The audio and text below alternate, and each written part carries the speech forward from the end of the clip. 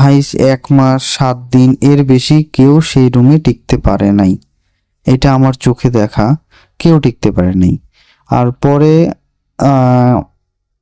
দেখা যায় সেই যে ছেলেটা যে সায়েন্সের ছিল, সে ফোনে যে সবসময় হেডফোনে কথা বলতো, বই টই কিছু একটা দেখতো এরকম। পরে দেখা গেল সেই ছেলেটা রীতিমতো আস্তে আস্তে আস্তে আস্তে অ্যাবনর্মাল হয়ে যেত, ঘর থেকে বেরোতো না, দরজা বন্ধ করে থাকতো, কি করতো না করতো আমরা সবাই ডাকাডাকি করতাম। মানে একটা ইয়ার্কি ছলে বলতাম যে কি হয়েছে কি হয়েছে, তবুও সে গেট খুলতো না, এরকম একটা বিষয় থাকতো। আর আরেকটু বলে রাখা ভালো, তো এই আমার ঘরে এই ঘটনাটা হওয়ার জন্য আমরা কারণবশত একদিন আমরা হোস্টেলের উপরে উঠি, তো হোস্টেলটা উপরে টিন ছিল, তো মই দিয়ে উপরে উঠি।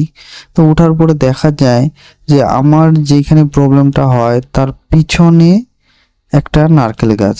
সেই নারকেল গাছটা আমার বেড থেকে শুরু করে মাথা অবধি পুরোটাই তার মানে তার পাতা দিয়ে আচ্ছাদন করা।